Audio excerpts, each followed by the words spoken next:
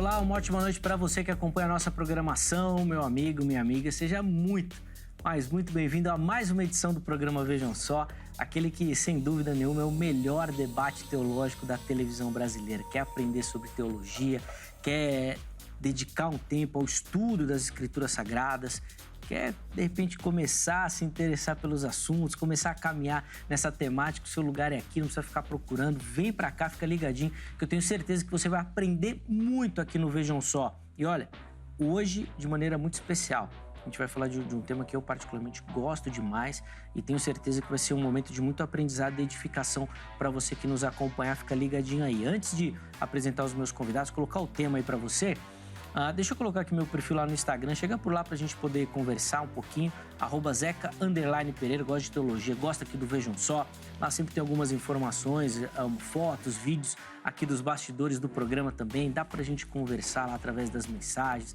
você sempre mandando a sua dúvida, o seu questionamento, a gente troca uma ideia, bate um papo por lá, uma ferramenta muito legal, eu fico muito grato com todo o carinho e atenção que recebo do público do Vejam Só, demonstrando de fato a importância do programa e como ele cumpre esse papel realmente de instigar o telespectador, de incentivar o telespectador ao estudo, a se dedicar realmente a conhecer as Escrituras Sagradas e a teologia também. Muito obrigado, tá bom? Todo mundo que passa por lá, fica aqui o meu agradecimento. Vou apresentar os meus convidados e colocar aí o tema para você aí na sequência. Com muita alegria que o Vejam Só recebe nesta oportunidade o reverendo Jailson Francelino de Lima. Ele que é ministro da Igreja Presbiteriana do Brasil. Reverendo Jailson, meu irmão, obrigado por aceitar o nosso convite. Seja muito bem-vindo ao Vejam Só. Uma ótima noite, meu irmão. Boa noite, reverendo Eliezer, pastor Nicolas. A alegria é nossa, a satisfação é nossa. Esperamos poder colaborar e trazer uma abordagem que sirva o reino, né? Sim. Na elucidação, no esclarecimento das dúvidas que podem surgir, né? E é comum que elas surjam. É um tema que está em aberto aí, né? Para debates, conversas e crescimento. Sem dúvida nenhuma. Aqui no Vejam Só, inclusive, já foi tema algumas vezes de debate também e a gente hoje vai ter a oportunidade de avançar um pouquinho mais nessa questão. Antes até da gente começar e entrar no debate propriamente dito, eu vou pedir por irmãos informações da igreja, passar para quem nos assiste o endereço, dias e horários assim das principais atividades por lá também. Por favor, reverendo. Sim, com prazer. Nossa igreja, a Igreja Presbiteriana Ebenezer de São Paulo, fica situada à rua Doutor Zuquim, número 230, ali na zona norte de São Paulo, pertinho da estação de metrô Santana.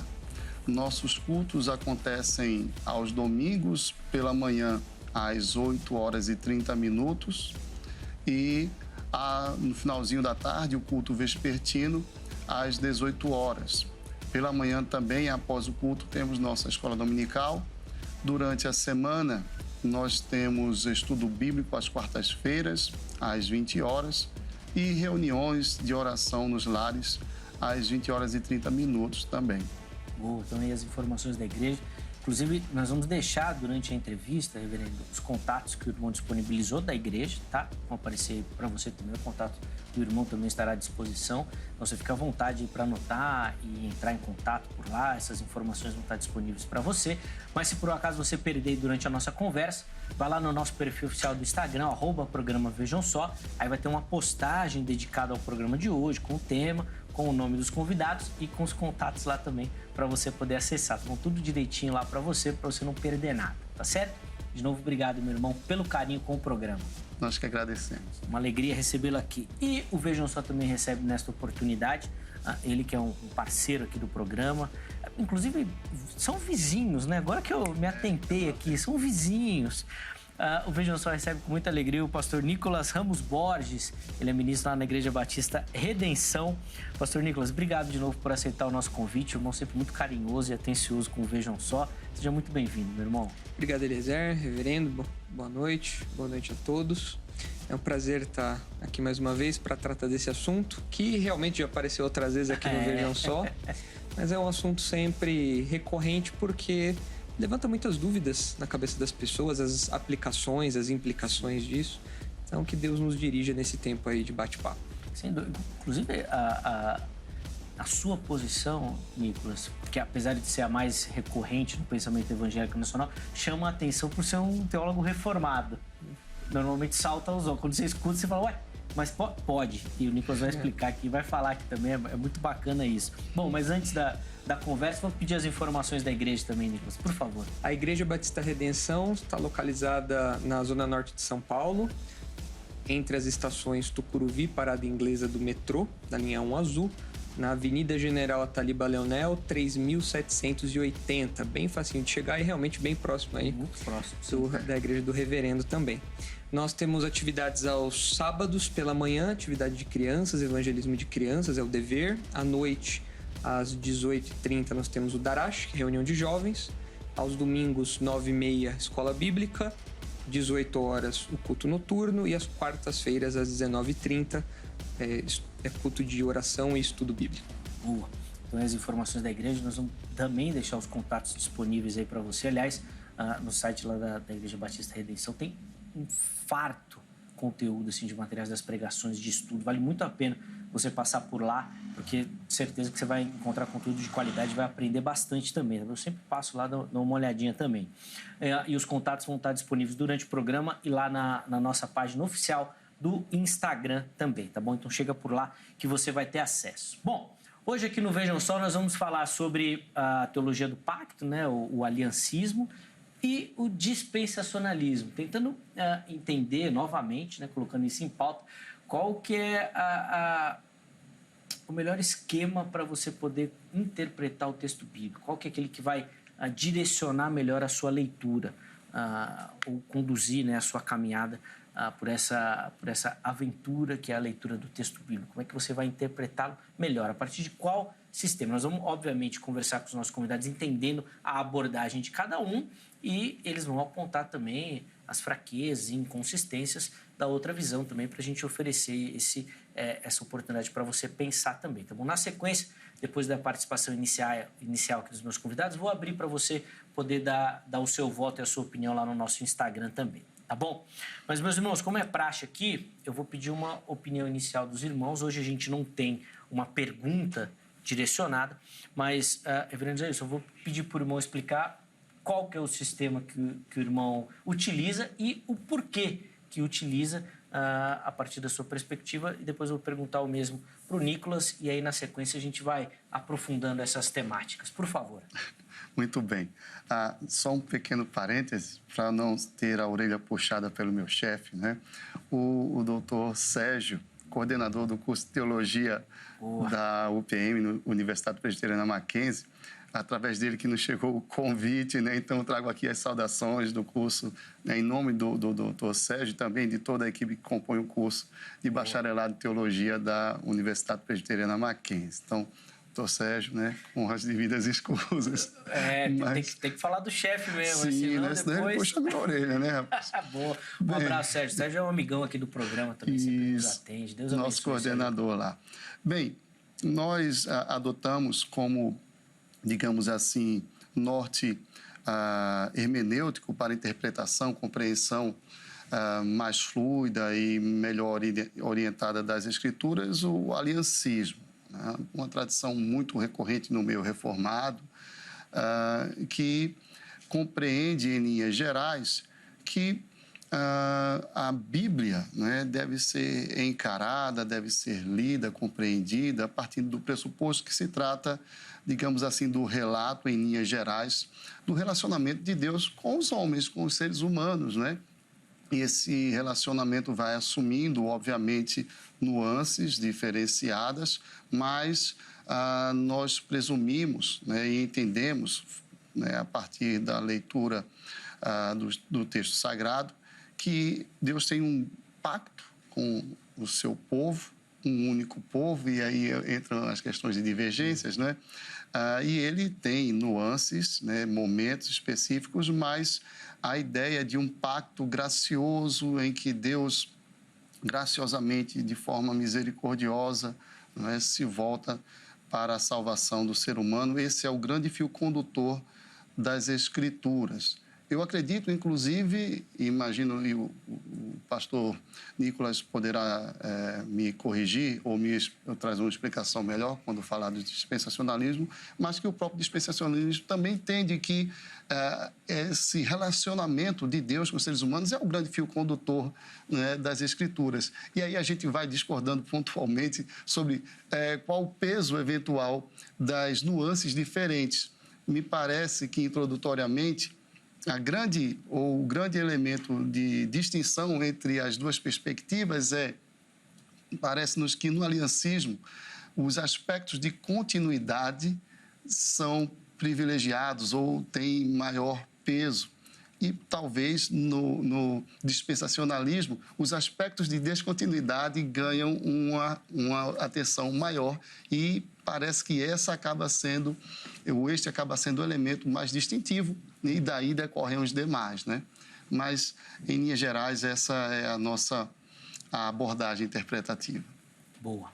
Depois, obviamente, o irmão vai ter mais tempo para explicar um pouquinho melhor do aliancismo, a ideia dele e tudo mais, para a gente poder entender aqui e colocar também. Mas, Nicolas, eu queria que o irmão também fizesse as observações iniciais.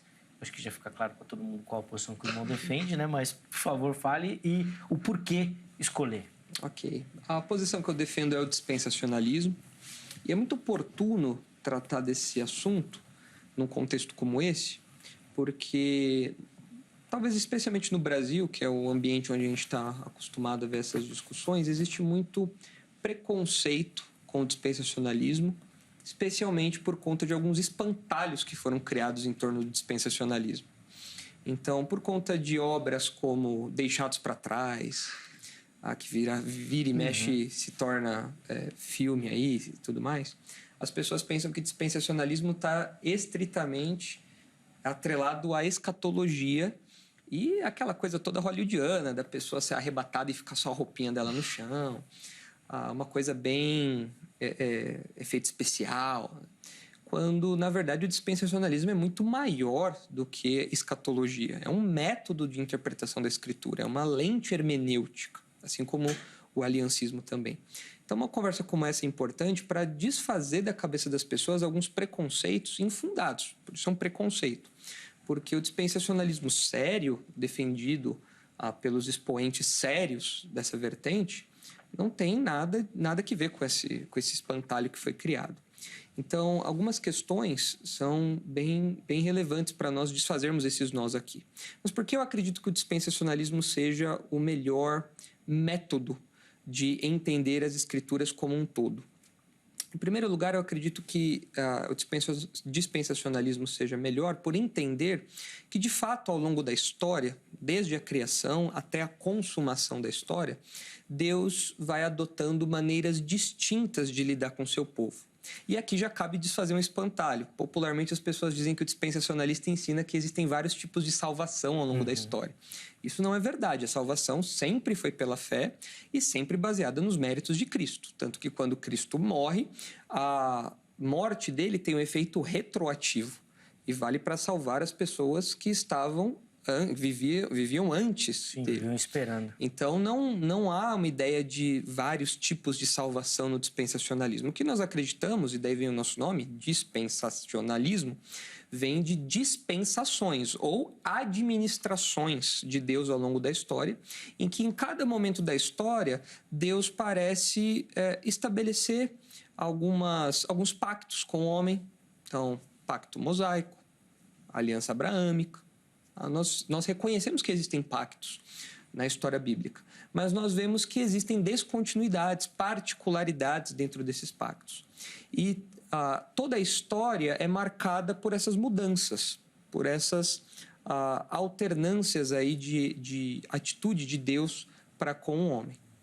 Diferente da teologia do pacto, que defende que existem 2 ou 3 grandes pactos que permeiam toda a história, então o pacto das obras, o pacto da graça, alguns falam até do pacto da redenção, mas tem uma discussão a respeito disso. O dispensacionalismo não vê desse jeito, não vê como um pacto que permeia toda a história, como é o pacto da graça. Nós vemos Deus administrando a história, mas com um propósito único. E nesse ponto nós também temos um fio condutor. Claro que de dispensacionalismo para dispensacionalismo existe alguma diferença aqui a colar, assim como na teologia do pacto também existem algumas diferenças. Mas, de modo geral, nós acreditamos que a história caminha para a instauração da soberania mediada, ou a restauração da soberania mediada. Quando Deus criou o homem no Éden, o objetivo é que o homem fosse o vice-regente da criação. Mas o pecado atrapalhou toda essa história. Então, o que nós vemos ao longo de toda a história da salvação registrada na Escritura é o processo para que essa vice-regência fosse restaurada na pessoa de Jesus.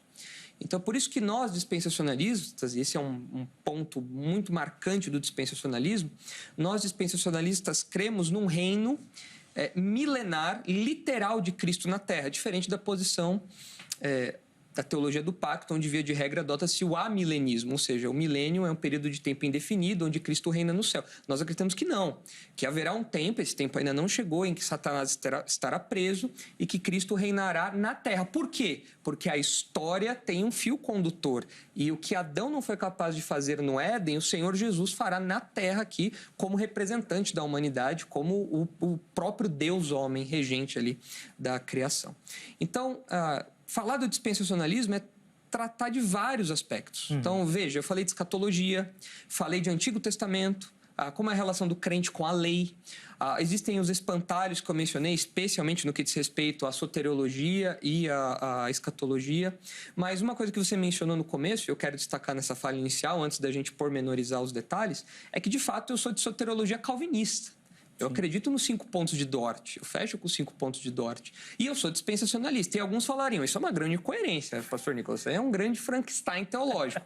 Mas, na verdade, os expoentes iniciais do dispensacionalismo, e até mesmo os expoentes contemporâneos do dispensacionalismo, expoentes conhecidos, sérios, eles também são de soteriologia calvinista. Então, se você olhar o histórico do dispensacionalismo, Lewis Sperry Chafer, o pessoal do Seminário Teológico de Dallas, bem como o de John MacArthur, são pessoas que têm uma formação calvinista. São pessoas que têm um alinhamento com a soteriologia de Dort.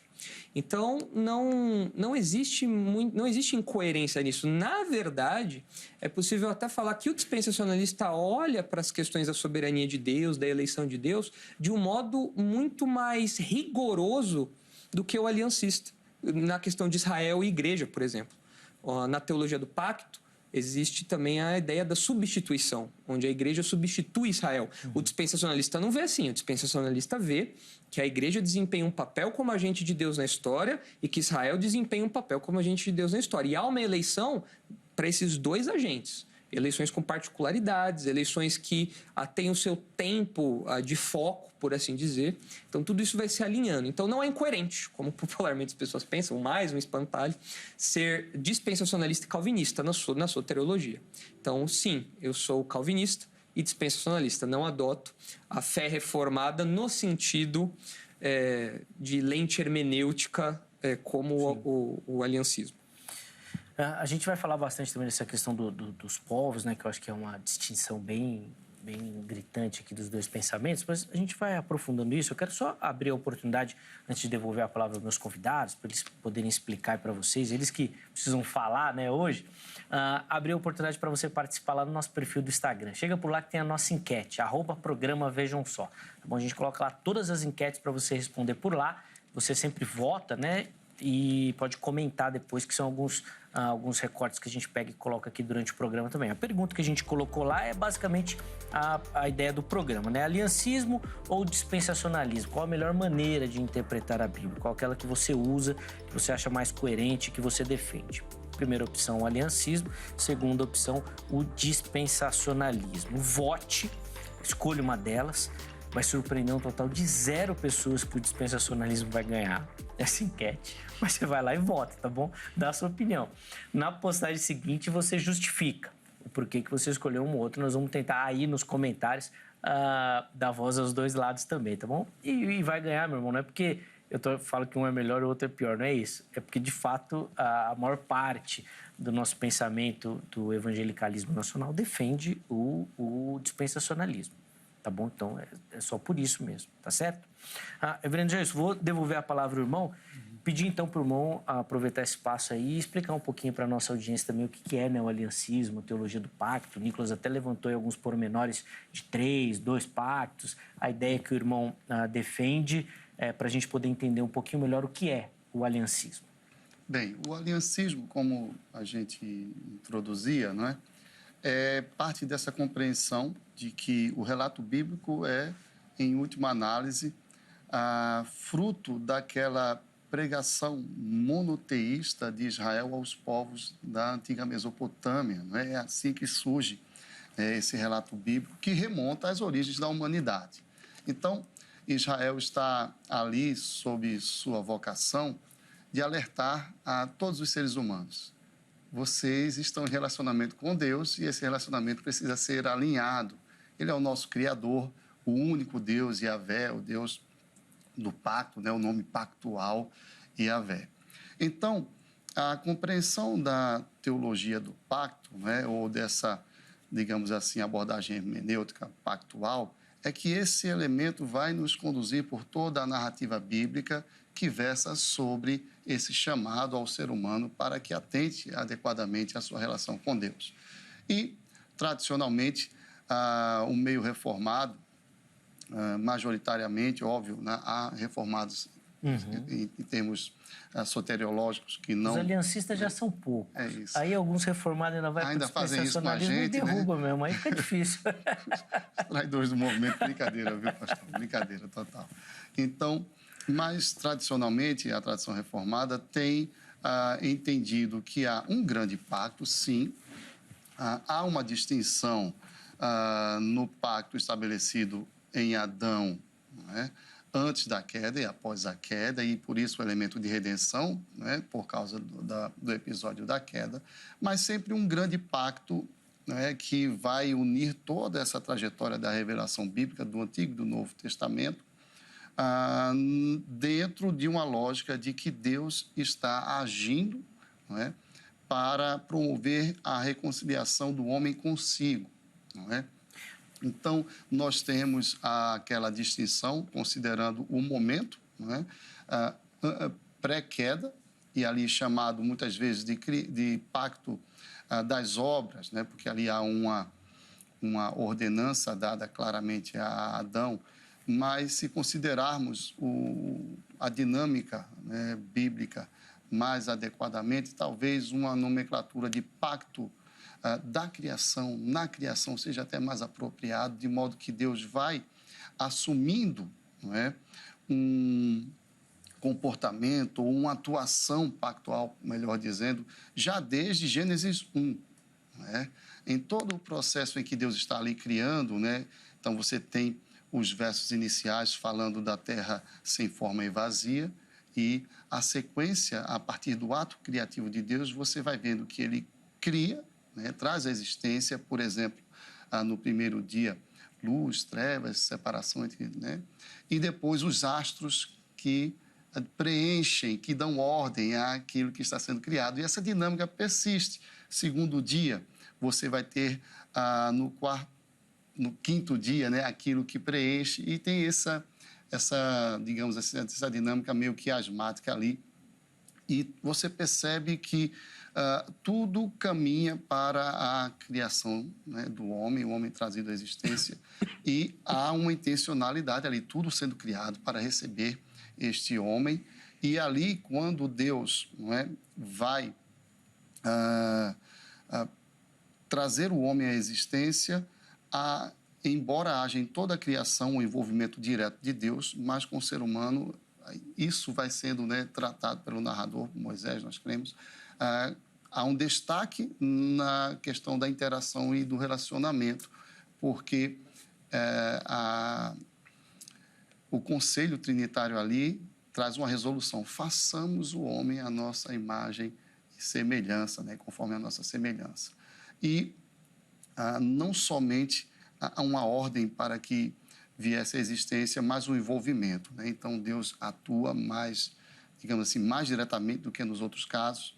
Ele fala com o ser que acabara de criar. Então, todo esse aspecto está ali, né, relacional. Então, parece mais apropriado ainda falarmos de uma aliança, um pacto na criação já.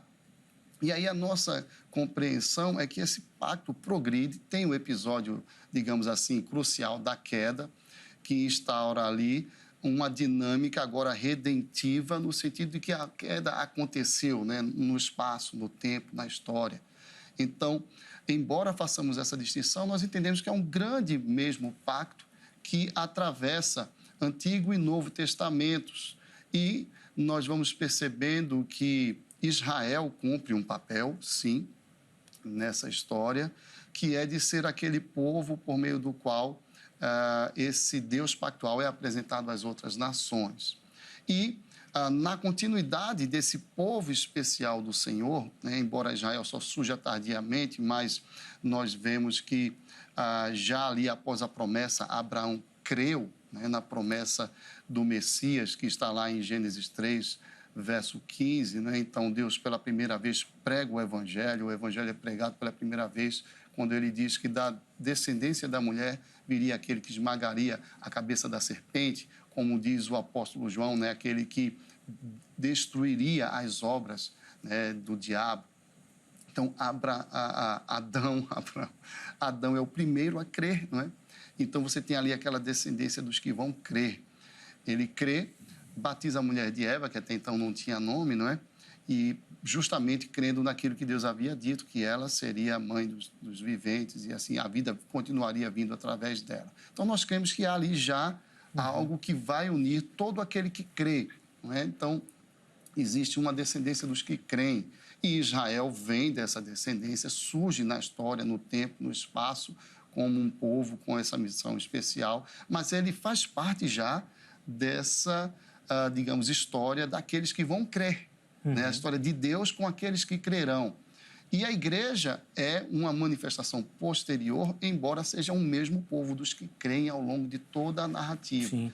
Essa é a nossa compreensão, o que nos coloca num primeiro ponto de distinção com os dispensacionalistas, que distinguem mais marcadamente Israel de igreja como dois povos diferentes mesmos, né, para além do mero reconhecimento de há um tempo, há uma ocasião, cumprem um papel, mas na visão aliancista é o mesmo povo, né, que está sendo tratado por Deus progressivamente, né, seguindo o progresso da revelação, a revelação progressiva, até o período do Novo Testamento, na culminância na realidade da igreja. Sim. Mais plenamente. Mas entendemos o mesmo povo dos que creem, né, nesse Deus que age redentivamente. Reverendo, rapidinho, só para depois a gente poder ouvir o Nicolas na sequência, quando o irmão fala aqui do crer, todos esses pactos, e aí o Nicolas falou, e de fato o texto bíblico narra isso, né? Deus vai, por exemplo, chama Abraão, faz um pacto ali com Abraão. É uma narrativa marcante e tal. Todos eles, na ideia então do aliancismo, é que eles são baseados no mesmo fator, no crer, e por isso não são pactos diferentes. É essa a ideia? Exatamente, exatamente. Boa. E Israel deixa de ser o povo de Deus porque não crê mais. É isso?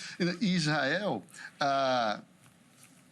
na verdade, o que você tem, a ideia de povo de Deus, um único povo. Então, Israel, nação, não é? Não é o verdadeiro povo de Deus, porque é o que Paulo vai explicar, né? Não são aqueles nascidos no sangue, né?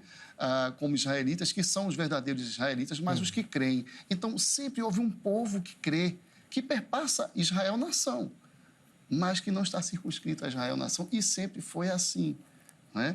Óbvio que, naquele período, aqueles que criam se juntavam a Israel nação. Sim. É uma questão de administração. O que nós entendemos é que prevalece o aspecto de continuidade, embora haja aspectos de descontinuidade. Né?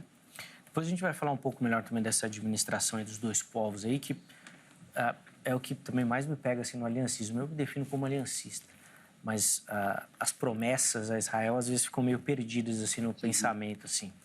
Inclusive, eu quero ouvir do irmão também detalhes assim do dispensacionalismo. Você até falou dessa descontinuidade, como que elas são marcadas, explicasse um pouquinho das dispensações para a gente. Eu sei que dá uma aula aí, mas dentro do nosso tempo aí, por favor. É assim, eu listei aqui algumas questões que eu considero como pontos cruciais do dispensacionalismo. Agora, note, essa lista poderia ser maior ou menor dependendo de quem apresentasse o dispensacionalismo aqui. Até porque o dispensacionalismo, assim como a teologia do pacto, tem algumas vertentes intramuros. Então, o primeiro dispensacionalismo que surge, já sistematizado, que nós chamamos de dispensacionalismo clássico, tinha uma distinção muito severa entre Israel e igreja. Era uma distinção absoluta, como se nada que fosse dirigido a Israel fosse de algum modo aplicado à igreja. Depois nós já temos um segundo momento na história do dispensacionalismo revisado, encabeçado aí por homens como Charles Wright, por exemplo, que ficou muito famoso aqui no Brasil pela sua teologia básica e tudo mais, que já defende uma aproximação já um pouco maior desses agentes, né, da história, tanto Israel como igreja, mas mantém a distinção entre Israel e igreja.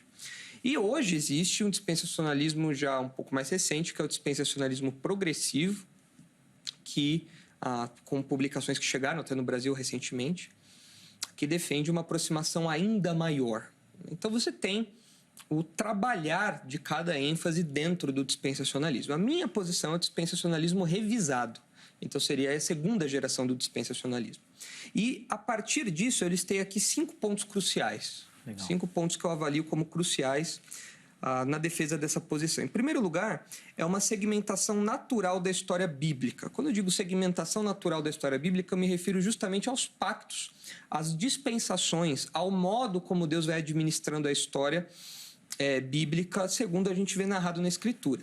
De acordo com o aliancismo, existe aí uma grande aliança, por isso que leva o nome aliancismo, né? A ênfase nos pactos de Deus, teologia do pacto, mas há uma grande aliança que se expressa em pequenas alianças que têm o mesmo objeto, ali, o mesmo fundamento, por assim dizer. Enquanto que no dispensacionalismo nós entendemos que realmente o trato de Deus ao longo da história vai tendo algumas mudanças. Afinal de contas, Abraão não tinha conhecimento ainda da aliança mosaica. É algo que veio posteriormente. Então, o dispensacionalismo vê que existem momentos da história em que a própria revelação progressiva vai mostrando uma mudança nessa administração. Quando nós chegamos na era da igreja, por exemplo, depois do Pentecostes, nós temos um outro momento da história, uma outra administração da história, onde Deus, por exemplo, dá o seu Espírito de modo definitivo aos seus servos, coisa que no Antigo Testamento não acontecia. No Antigo Testamento nós vemos isso em Juízes, nós vemos isso na realeza de Israel. A habitação do Espírito Santo era capacitiva, era para capacitar por um período de tempo. E a oração de Davi, não retires de mim o teu espírito, mostra que realmente podia acontecer isso. Agora, no Novo Testamento, isso não acontece mais. Por quê? Uma outra administração. Então, o dispensacionalismo, nesse ponto crucial, a meu ver, diz que há uma divisão natural da história bíblica, enquanto que parece, reverendo, me desculpe aqui a linguagem que eu vou usar, me parece um pouco artificial colocar toda a história bíblica debaixo de um único pacto. Sendo que a Bíblia coloca pactos diferentes. O pacto de Abraão tem as suas bênçãos, a sua incondicionalidade. Já o pacto mosaico tem as suas bênçãos e suas maldições. É um pacto condicional. Então, tudo isso mostra uma divisão natural da história bíblica. O segundo ponto crucial que eu coloquei aqui, e que tem a ver com isso também, é claro, é a separação entre Israel e igreja. Eu não sei qual é a posição do reverendo quanto a isso, mas eu sei que existem vertentes aliancistas que dizem que, de algum modo, a igreja já estava no Antigo Testamento. Usam, inclusive, essa nomenclatura. A igreja no Antigo Testamento. Não usa-se nem a expressão servos de Deus, fala-se de igreja mesmo. Porque eu acredito que os servos de Deus perpassam a história toda. Abraão não era nem judeu ainda, seria anacrônico falar isso, falar de filho de Israel, sendo que ele é o patriarca. E ele também não era igreja, mas ele era um servo de Deus. Então, eu acredito que existam servos de Deus ao longo da história, mas falar que existe igreja no Antigo Testamento é muito complicado, porque a igreja surge a partir do momento em que o Senhor Jesus se torna o cabeça da igreja. E quando ele se torna o cabeça da igreja, o Novo Testamento diz que é quando ele, após morrer, ressuscitar e ser levado aos céus, ganha toda a autoridade no céu e na terra. Aí ele se torna o cabeça da igreja. Então, falar de uma igreja no Antigo Testamento é falar de uma igreja acéfala. É falar de uma igreja que não tinha cabeça. Então, é incoerente. Então, há um momento da história em que a igreja começa a existir e em um outro momento da história em que a igreja não existia.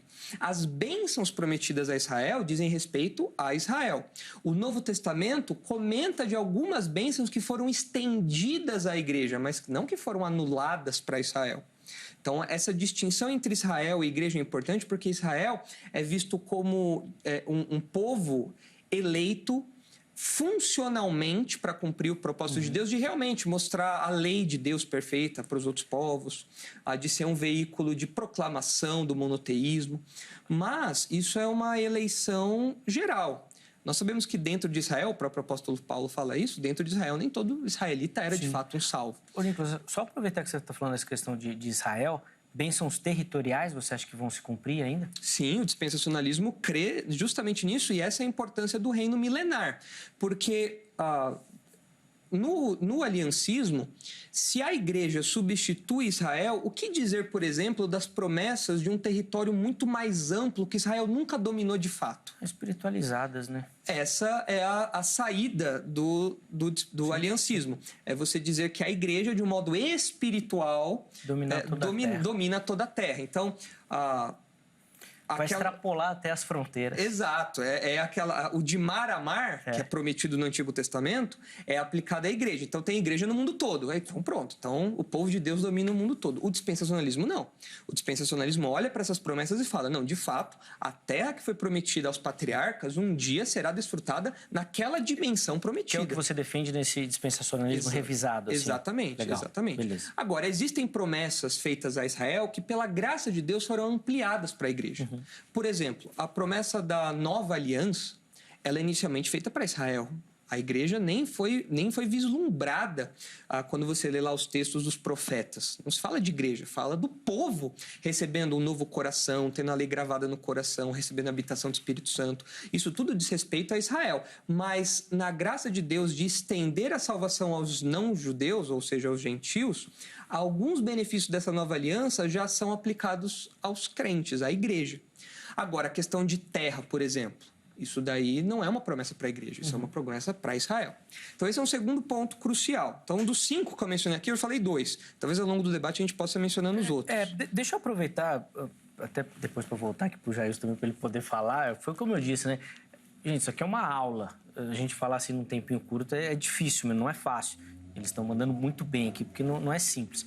Mas quando você fala dessa segmentação da história, Nicolas, não faz mais sentido aquilo que o Reverendo Jailson falou? Você, de fato, pode segmentar, mas toda essa história não tem um fio condutor? O crer, ou a fé, vamos dizer assim? Porque na primeira fala você falou que a salvação foi sempre do mesmo jeito, não mudou. Sim.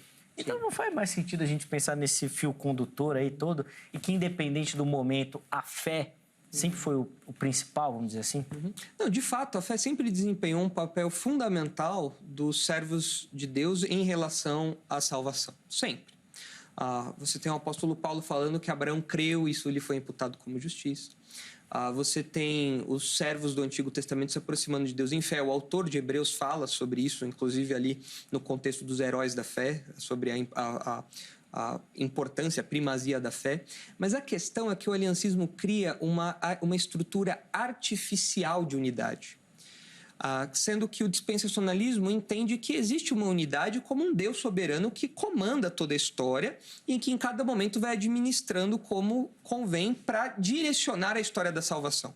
Quando você tem, por exemplo, a aliança com Noé, você tem um pacto que Deus faz com a criação, tanto com o homem, como até com a criação como um todo, de não destruí-la, mas com o dilúvio. Mas é algo muito particular para aquele momento, que se estende até hoje. Antes disso não existia esses elementos.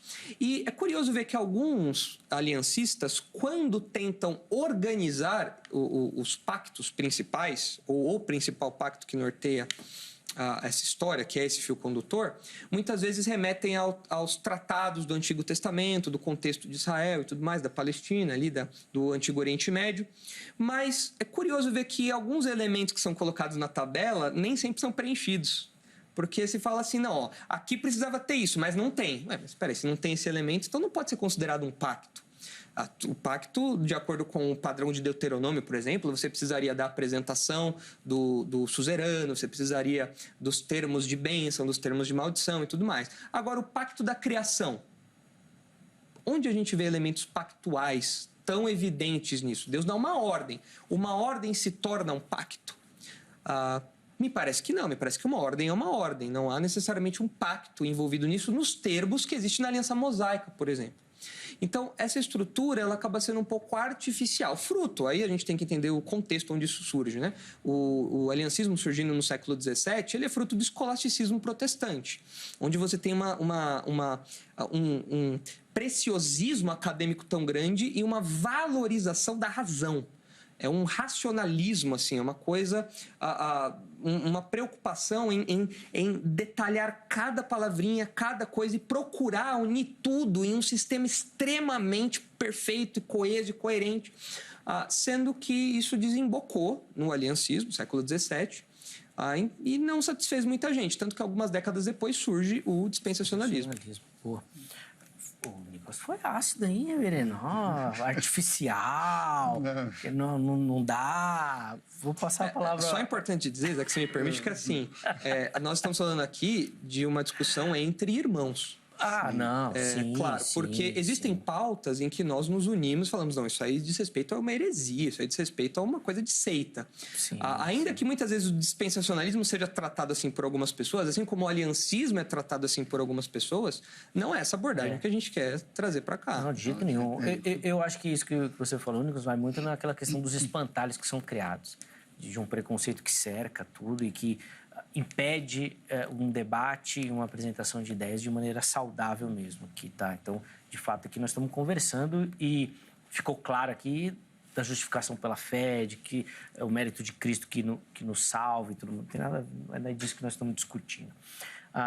Inclusive, agora, o Nicolas estava falando, eu lembrei, acho que 2017 ou 2018, lá na igreja de Ebenezer, teve uma conferência falando exatamente sobre a teologia do pacto com o Reverendo Márcio Alonso. Não, com o Palmer Robertson. Sim.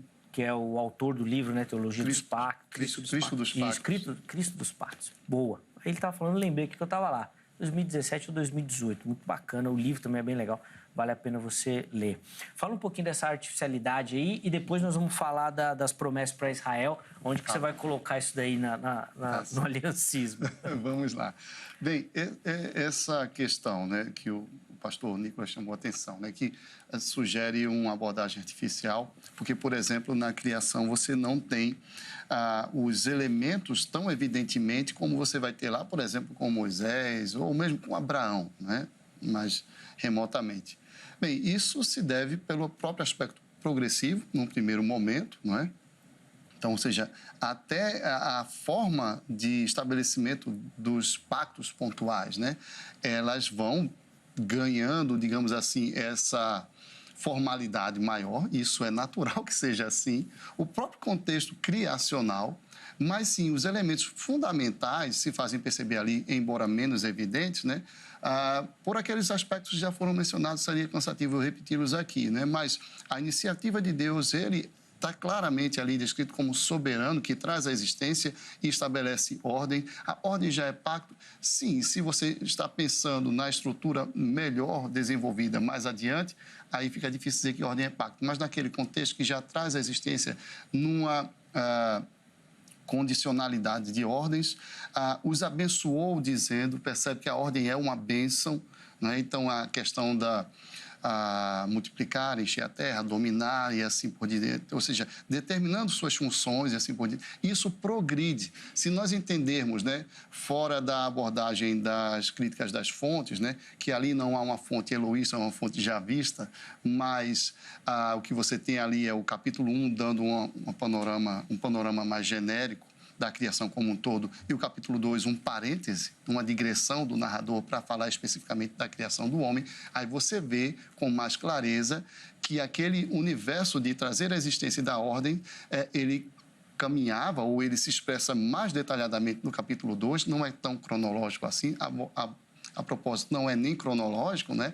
É uma digressão, e ali já tem uma ordenança pactual muito clara em 2, 15 a 17, percebe? Então, Não creio que possa ser descrito como um movimento ou um arranjo artificial. Me parece que obedece à compreensão natural da progressão da narrativa, né? Me parece assim.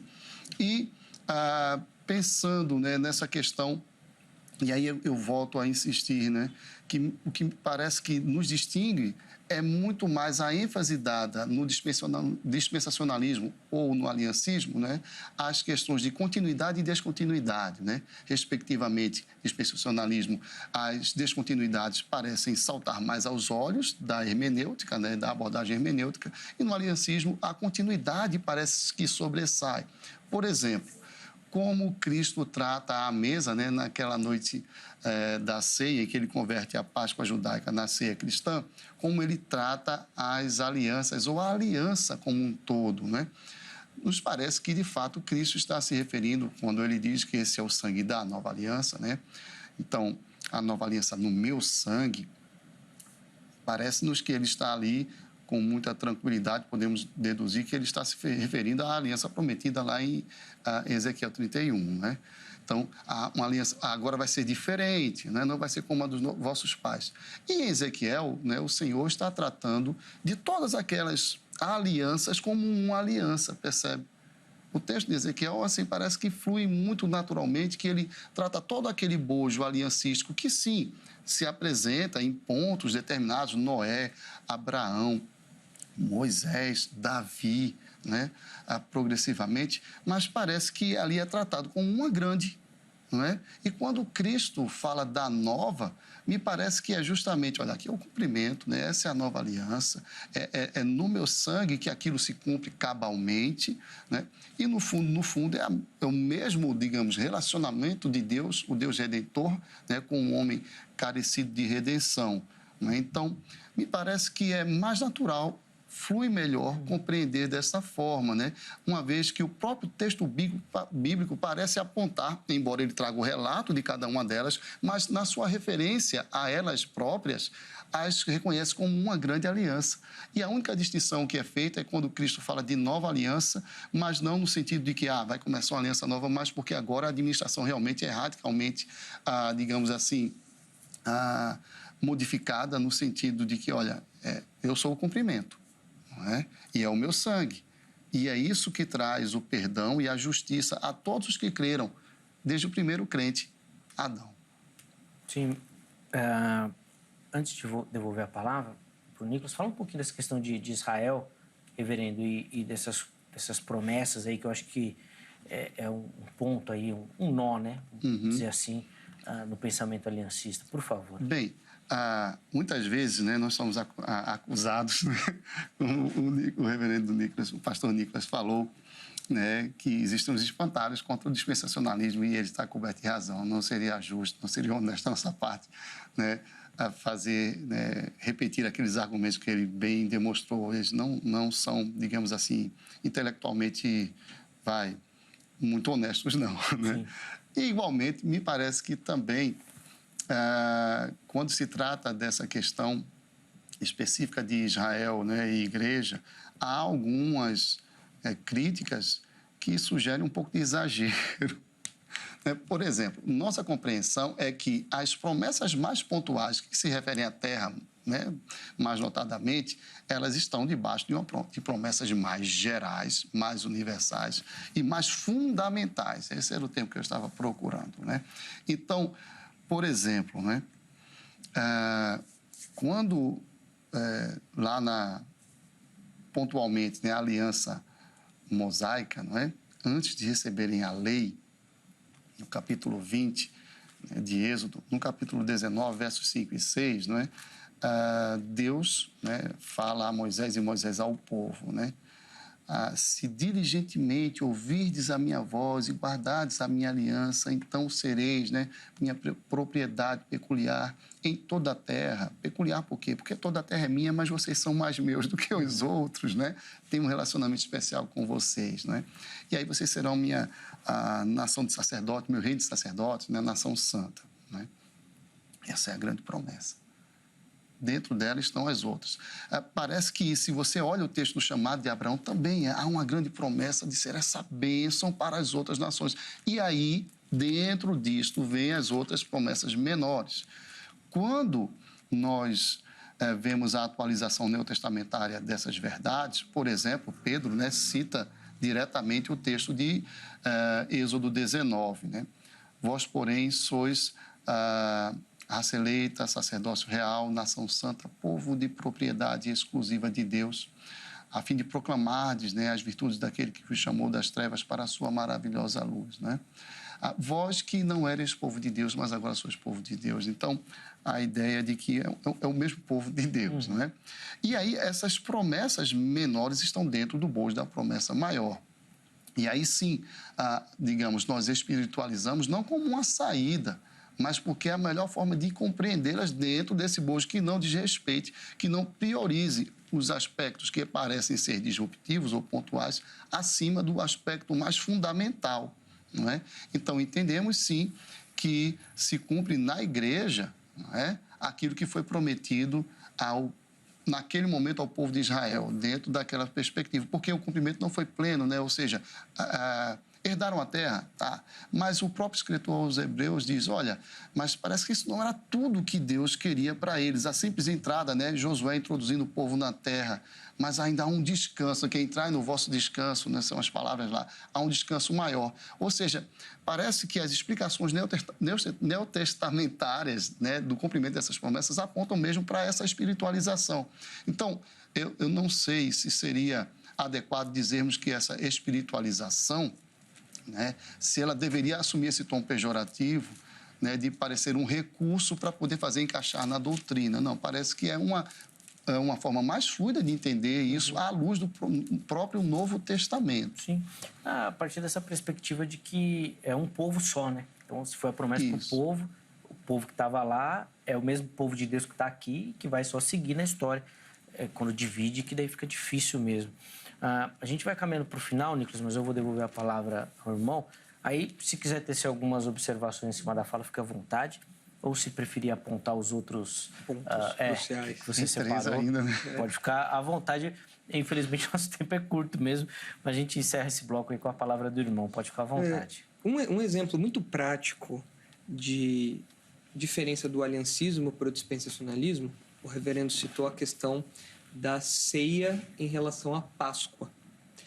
No aliancismo existe uma conversão, porque por ser uma única aliança, os acidentes da aliança, ou seja, as expressões temporais da aliança vão se modificando, mas existe um elemento fundamental em todos eles. Então, para o aliancista, de fato, a ceia tomou o lugar da Páscoa judaica. Então, a ceia cristã é a Páscoa judaica. No dispensacionalismo, não.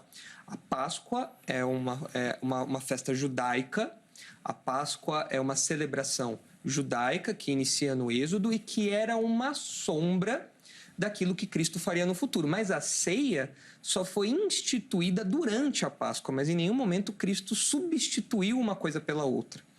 Então, é interessante a gente perceber isso, até porque outras festas judaicas, no livro de Zacarias, por exemplo, os dispensacionalistas acreditam que acontecerão no futuro. A festa dos tabernáculos. Todos os povos subirão até Jerusalém para celebrar essa festa lá.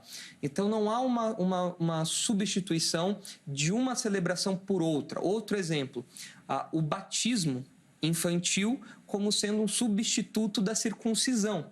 E isso, para os dispensacionalistas, isso é um exemplo assim, que deixa a gente um pouco até meio perdido, porque novamente, vou usar o termo sem caráter pejorativo, mas parece muito artificial, porque a ideia do batismo no Novo Testamento é algo que é vinculado à profissão de fé.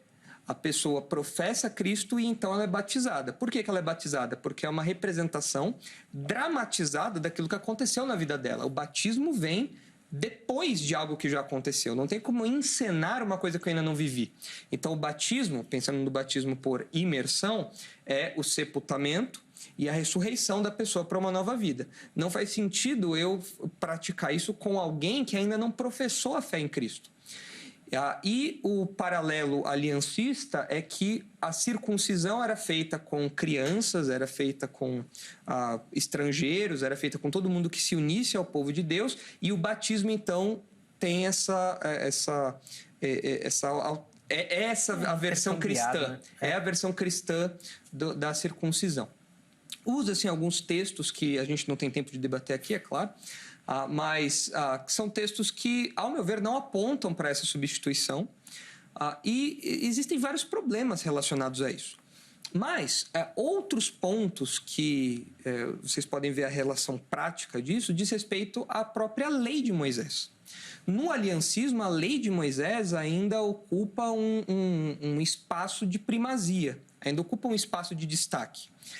Não como acontece, por exemplo, nas seitas, onde a gente vê a lei de Moisés como sendo um elemento salvífico, né? Se você come carne de porco, você vai para o inferno. Claro, mais um espantalho que é feito do aliancismo e que a gente tem que desfazer. Porém, existem essas conversões. Por exemplo, no sábado. O sábado da aliança mosaica, no aliancismo, tornou-se o domingo cristão. Por quê? Porque Jesus ressuscitou no domingo. Mas carece de uma conexão mais clara isso daí. Por que que o sábado virou o domingo? Por que que essa mudança de acidente aconteceu desse jeito? Então, os dispensacionalistas, ao longo desse debate com relação à lei de Moisés, sempre foram taxados de antinomistas. E quando você ouve esse termo, você fala, meu Deus, eu sou um antinomista? Longe de mim. Contra a lei de Deus, né? Antinomos, né? Contra a lei, não. Mas o dispensacionalismo, pelo menos o dispensacionalismo que eu abraço, nós vemos uma noção talvez mais intranomista. Nós não estamos debaixo de nenhum aspecto da lei. Nada. O aliancista divide entre lei cerimonial, entre lei civil, lei moral. Nós entendemos que há uma única lei de Deus e que toda essa lei teve seu fim em Cristo. E o crente vive do jeito que quer agora, ignora os 10 mandamentos? Não. O que acontece é que nós não estamos mais debaixo dos preceitos dos 10 mandamentos. A lei de Deus, os princípios da lei de Deus foram destacados dos preceitos e foram gravados no coração do crente. Então agora o crente, ele deixa de assassinar, não porque tem um preceito lá falando, não matarás. Mas ele deixa de assassinar porque Deus colocou esse princípio gravado no coração dele. Como diz já a bênção da nova aliança. Então, essas relações entre Antigo e Novo Testamento, elas têm implicações muito práticas, que eu gostaria que o pessoal de casa refletisse a respeito disso. Existem pastores presbiterianos, pastores aliancistas, que, por exemplo, não fazem nada no domingo. Não cozinham no domingo, não abastecem carro no domingo, não fazem nenhum tipo de trabalho, até mesmo para os outros, respeitando justamente a questão do sábado. Isso me parece um pouco em trazer a lei de Moisés para os dias de hoje, que é exatamente o que o primeiro concílio ecumênico da história, o concílio de Jerusalém, falou, olha, não precisa circuncidar ninguém para ser salvo, não. Mas parece que existe uma mutação da forma, mas o compromisso preceitual, o compromisso legal continua. Então essas mudanças têm implicações muito práticas. Nós nos reunimos no domingo porque isso é um hábito cristão. Poderia ser numa segunda, numa terça, numa quarta, numa quinta, numa sexta. Outras implicações diz respeito ao templo. Para o aliancista existe o templo. Talvez não todos, de novo, existem as versões aí, né? Existem aliancismos. Mas para o dispensacionalista não existe templo. O templo é o crente e o povo de Deus reunido, não o prédio, não o lugar necessariamente. Por isso que se você usa na sua igreja a terminologia templo, segundo o dispensacionalismo, você está usando uma terminologia errada, porque o templo era só um, que foi destruído no ano 70, não existe mais templo. Então, todas essas conversões no aliancismo são muito fortes. E o dispensacionalismo rejeita todas elas, entendendo justamente a questão das dispensações. Desculpa, Nico. Eu precisava encerrar, mas eu vou ter que fazer uma provocação. Pode fazer. Rejeita mais ou menos, né? Porque daí você assume um papel assim falando do seu pensamento, e aí eu respeito de fato. Mas se a gente pegar o pensamento dispensacionalista, se eu colocasse um outro dispensacionalista aqui, e aí nada contra, gente, mas ligado, por exemplo, para a Assembleia de Deus, eu ia ouvir exatamente ao contrário. Sobre o templo. Eu acredito que seja uma incoerência. Eu ouço muitos dispensacionalistas falando, vamos ao templo. Eu falo, nossa, você vai comprar uma passagem para Jerusalém? E o templo nem tá lá de pé mais, não tem como você ir lá no templo. Só se você estiver falando do terceiro templo, que vai ser construído no futuro e tudo mais. Aí, mais um ponto escatológico, onde o aliancismo e o dispensacionalismo discordam, né? Mas eu acho que existem dispensacionalistas que são incoerentes mesmo, de entender que a terminologia templo é algo que diz respeito à antiga aliança. E nós estamos agora debaixo de uma nova aliança. E como crentes na era da igreja, nesse momento da história que nós estamos, não existe mais templo. Não existe um único lugar específico em que a presença focal de Deus se faz presente de modo especial. Jesus quebrou isso em João 4, né, quando ele fala com a mulher samaritana. Ele rompe com essa história do lugar, da terra. Mas só antes de encerrar, o do domingo também é a mesma coisa, né? O dispensacionalismo também é muito forte. Você vai pegar denominações ligadas ao pentecostalismo, que se o irmão falar que não vai no domingo na igreja, é pior que os aliancistas, mas muito pior. Para você ver como o tão leve com o domingo. Como o dispensacionalismo ainda é mal compreendido ou não é plenamente desenvolvido, mesmo no contexto eclesiástico. Por quem defende mesmo a ideia. Exatamente, porque o desdobramento se nós não estamos mais debaixo da lei mosaica em nenhum sentido, moral, cerimonial, como for, porque a guarda do sábado está nos 10 mandamentos, a rigor é lei moral. Se nós não estamos mais debaixo disso, então nós não temos guarda nenhuma de dias. É o que o apóstolo Paulo fala. Uns guardam tais dias, outros guardam outros e tudo mais. O apóstolo Paulo fala, olha, nós não fazemos nada disso. Como crentes, não existe essa responsabilidade sobre nós. O que nós fazemos é decidir um dia da semana onde nos reunimos para adorar a Deus. Isso daí é um tema bom para a gente debater. Deve ser polêmico falar do dia. Mas vocês se reúnem lá no domingo, né? Pela facilidade. Pela tradição, pela conveniência, mas não por uma ordenança bíblica de ser no domingo. Tem essas coisas aí, pastor? Então, né? Temos tempo? 2 minutinhos dá? 2 minutinhos, dá sim. Para correr? Nós entendemos, sim, que o fim da lei é Cristo, não é? E parece-nos que, exatamente, Paulo privilegia ali a lei moral, sobretudo. Só que esse fim, né, é para onde a lei aponta, não é que ela termine. A lei moral, nós entendemos, de fato, o pastor Nicolas está acertado em dizer que nós entendemos que a lei permanece como uma referência para a nossa vida, não é? E ela é o aio que nos conduziu a Cristo, é o pedagogo, né, que pegou-nos, né, nós, as criancinhas, né, e nos conduziu ao Mestre, né? Então, entendemos que a lei é uma referência para a nossa vida, mas nós a buscamos praticar a motivação da gratidão, né? Fomos salvos para boas obras, né? Que boas obras são essas? São as obras de acordo com a vontade expressa de Deus em sua lei, por exemplo. A questão por exemplo, batismo infantil, né?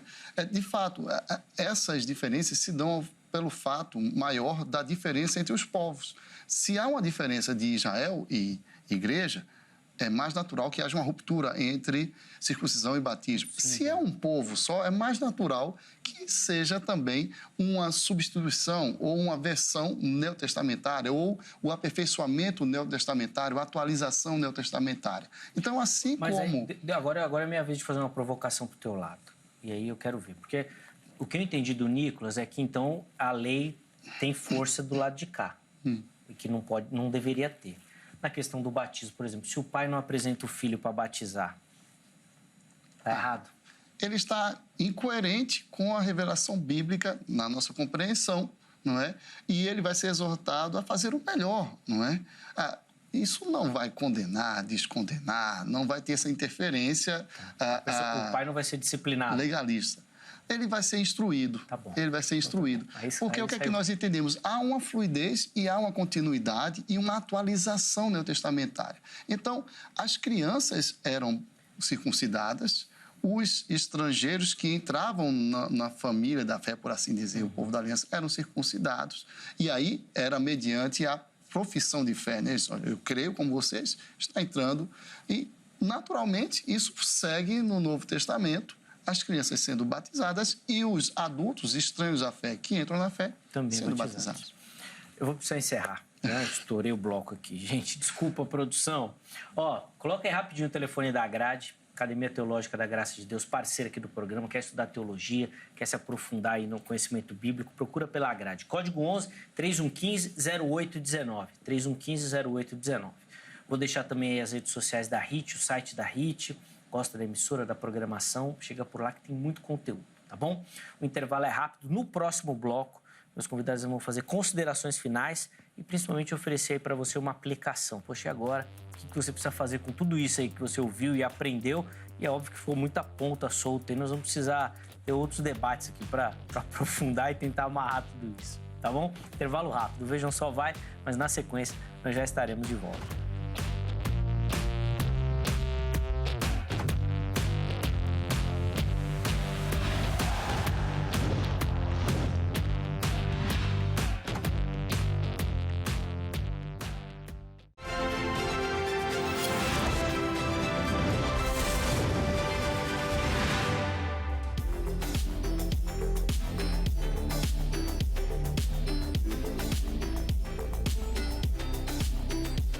Muito bom, já estamos de volta.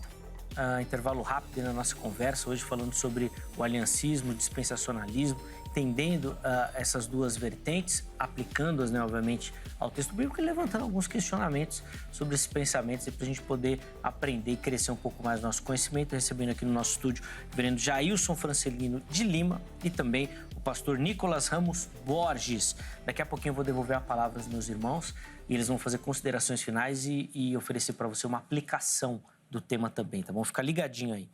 Antes disso, deixa eu só dar aquela moral para quem nos assiste, acompanha o Vejam Só e manda a sua foto participando. Todo mundo que mandar a foto e aparecer aqui durante esse mês de março, né, até o dia 31, vai concorrer a um presente do programa que nós vamos mandar aí para você, tá bom? É um carinho do Vejam Só para você que nos acompanha e assiste, tá bom? Mande a sua foto lá pelas nossas redes sociais, pode ser pelo Facebook ou pelo nosso perfil lá no Instagram. Certo? Programa Vejam Só. Escolha lá uma das opções e uma das redes sociais, né, e mande por lá. Tava direto lá nas mensagens. Aproveita que está assistindo agora o programa, já faz uma selfie bem simples, bem rápido, bem fácil e encaminha. Junto com a foto, nome completo, cidade e estado. Tá bom? Todo mundo que aparecer aqui no programa vai concorrer ao prêmio, tá certo? Vamos colocar aí as fotos que nós separamos para o programa de hoje, por favor. A primeira delas vem aqui do litoral de São Paulo, da cidade de Cubatão. E quem aparece aí nos acompanhando, nos assistindo, é o Antônio Miranda. Tá aí, ó. E o Antônio fez exatamente o que eu falei, ó. Mandou uma selfie bem rápido, bem fácil e encaminhou pra gente. Obrigado, viu, Antônio? Pelo carinho, meu irmão. Um grande abraço aí, toda a cidade de Cubatão, todo o litoral aqui de São Paulo também. Leve nosso abraço a toda a igreja também, Antônio. Deus abençoe, meu irmão. A próxima foto vem lá de Mato Grosso e é da cidade de Cáceres. E quem nos assiste aí, ó, todo sorridente, é o Leonardo. Obrigado, Leonardo. Também fez a selfie ali e mandou. Deus abençoe, viu, meu irmão? Toda a região aí do Mato Grosso também, a cidade de Cáceres. Nosso abraço, nosso carinho. Só mostra aí a abrangência, né, o alcance do Vejam Só por todo o território nacional. E agora a gente vai encerrar as fotos lá na região sul, em Santa Catarina, na cidade de Criciúma. Quem vai aparecer aí é a Ana Cláudia, também acompanhando o Vejam Só lá. Fez a selfie, é fácil, meu irmão, é simples, faz aí, manda também. Obrigado, viu, Ana, pelo carinho. Todo o nosso abraço ao estado de Santa Catarina, que tem mandado bastante foto, participado bastante aqui, não só Santa Catarina, mas a região sul, tem mandado muita foto também, tá bom? Nosso abraço, nosso carinho, minha irmã. Todo mundo que mandar vai concorrer a esse presente que nós vamos mostrar aí agora, ó. Essa belíssima caneca nós vamos mandar aí na sua casa, tá bom? Para você poder ir tomar o seu café, o seu chá. O pessoal do sul gosta muito de chimarrão, né? Mas acho que, apesar que lá no Mato Grosso também, mas acho que na caneca não dá pra ir, né? Dá pra ir um chamate aí, já resolve, né? Não sei. Nós vamos mandar aí pra você, tá bom? Manda sua foto e participe, tá certo? Meus irmãos, infelizmente o nosso tempo é curtinho. 3 minutos pra cada um, tá bom? Sei que pra pregador isso daí é um problema. É um perigo, mas 3 minutos só, tá bom? Nós vamos cronometrar. Nicolas, vou começar esse bloco com o irmão. Considerações finais e uma aplicação. E já ficou a sementinha pra gente fazer esse debate aí do dia aí, de guardar o dia. Ok. Só para ficar claro para o pessoal de casa, eu falei de 5 pontos e talvez nós não tenhamos enunciado todos eles. Mas os pontos são segmentação natural da história bíblica, separação entre Israel e igreja, a não continuidade da lei mosaica, a interpretação do Antigo e do Novo Testamento, valorizando o método histórico gramatical literal e recusando as espiritualizações que nós chamamos aqui, mesmo as mais ponderadas, as mais moderadas, mas deixando que o texto interprete o texto. Então, se o autor do Novo Testamento dá um sentido a um texto do Antigo, ele faz isso porque ele tem autoridade para isso. E nós não temos autorização para olhar para o Antigo Testamento e encontrar ali algumas figuras que nós conectamos ao Novo sem que a própria Bíblia o faça. E um quinto elemento crucial é o reino milenar literal, diferente do milenarismo e do amilenismo. Então, eu acredito que um dia Jesus retornará, isso na verdade nós dois concordamos, isso é ponto pacífico na ortodoxia cristã, mas o que vai acontecer depois disso é que é a diferença. Porque o amilenista acredita que depois disso nós entramos no estado eterno, novos céus e nova terra. Eu acredito que quando Jesus retornar, este mundo que nós vivemos será restaurado. Eu acredito que aquilo que Isaías fala, da ovelha habitando ali com o leão, da criança brincando na cobra, da toca da cobra, tudo isso daí vai se cumprir literalmente numa criação restaurada, antes do estado eterno. Porque, como eu disse, aquilo que Adão não foi capaz de fazer lá no começo, o Senhor Jesus fará no final da história, restaurando toda a criação e sendo vice-regente, ou regente, sendo Deus-homem, perfeito, sendo aquele representante da autoridade divina sobre toda a terra. Então, os povos se reunirão em Jerusalém para festejar, os servos de Deus já ressurretos e outros ainda não ressurretos habitarão juntos ali, e falar do milênio vai para um outro debate. Sim. Mas o texto que eu queria ler para terminar a minha fala e pensar numa aplicação é justamente essa esperança que os patriarcas tinham de um reino físico, de um reino literal, de um momento da história em que realmente essa promessa se cumpriria de modo concreto. O texto de Hebreus, foi até mencionado pelo reverendo, Hebreus capítulo 11, versículo 9, diz assim: pela fé Abraão peregrinou na terra da promessa, como em terra alheia, habitando em tendas com Isaque e Jacó, herdeiros com ele da mesma promessa, porque aguardava a cidade que tem fundamentos, da qual Deus é o arquiteto e o edificador. Nós vemos aqui que Abraão não conseguiu, o próprio texto de Hebreus fala que ele não teve a sua promessa concretizada. Ele aguardava ainda o dia em que ele não moraria mais em tendas, mas ele moraria nessa cidade. Essa cidade que tem fundamentos é uma cidade que contrasta com a tenda. A tenda não tem fundamentos, mas a cidade que Abraão espera tem fundamentos. Então, eu acredito que um dia todas as promessas feitas aos patriarcas vão se cumprir literalmente. Haverá paz na terra, eles desfrutarão daquela terra. Hoje nós olhamos as notícias de Israel, nós vemos o caos e tudo mais, e nós vemos o caos do nosso próprio país, da nossa própria realidade. O que eu quero levar você a pensar é que o dispensacionalismo mostra que a história não termina no fracasso. A história não termina com um grande reset e novos céus e nova terra. Não, a história termina, para o dispensacionalismo, a história nessa reta que nós conhecemos, ela termina com a restauração de tudo pelo Senhor Jesus. Isso nos dá ânimo, isso nos dá força, isso nos dá vigor, apesar do mundo mau que nós vivemos. Sem dúvida. Nicolas, obrigado, meu irmão, pelo carinho, obrigado pela palavra. Eu tenho certeza que quem acompanhou aprendeu demais com a fala do irmão e foi edificado aí com essa esperança, que de fato tem que encher o nosso coração. Os contatos do Nicolas e da igreja estão à sua disposição lá no nosso perfil do Instagram, tá bom? Chega por lá para você ter acesso. Reverendo Jair, os 3 minutinhos também por irmão, por favor. Bem, vamos trazer então essas considerações finais, né? O aliancismo nos introduz numa compreensão de que essa expectativa, não é, veterotestamentária de Israel se cumpre na igreja. Não é? O próprio texto, né, de Hebreus, capítulo 11, entrando pelo capítulo 12, flui nesse sentido, de que aquela expectativa que muitos morreram sem, né, ver o cumprimento da promessa, esses são aquela nuvem de testemunha que estão, não é, nos assistindo e da qual nós fazemos parte. Essa é a fluidez mais natural do texto, né? O autor está ali exortando os cristãos que estão meio duvidosos, né? E ali exortando-os a considerarem-se o mesmo povo, né? Ele encerra o capítulo 11 dizendo que a fé deles é aperfeiçoada em nós, né? Uma ideia de continuidade autoridade muito clara.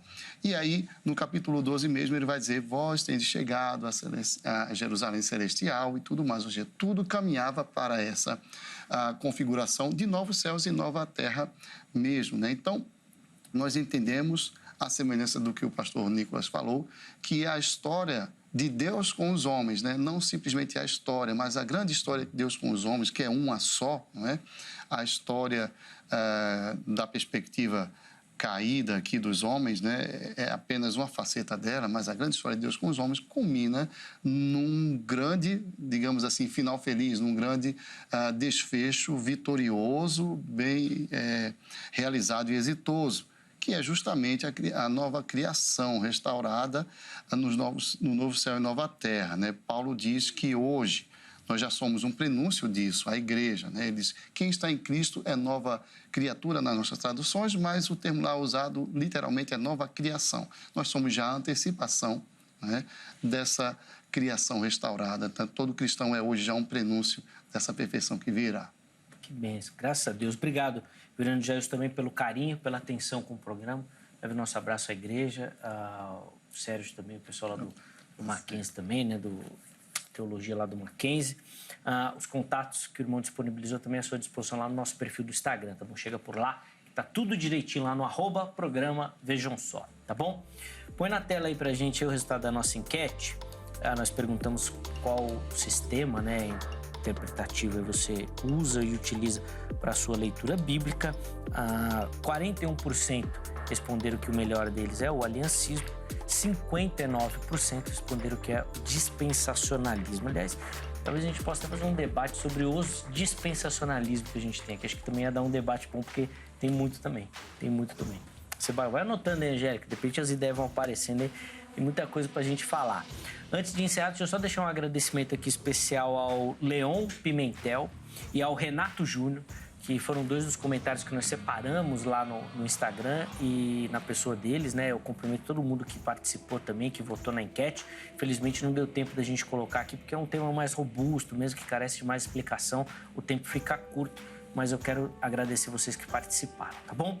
Nós vamos encerrar a edição de hoje e a nossa oração, se essa for a vontade de Deus, né, que amanhã nós estejamos de volta com mais uma edição do programa Vejam Só, sempre preparado com muito carinho e dedicação para você que nos acompanha. Um forte abraço e até lá!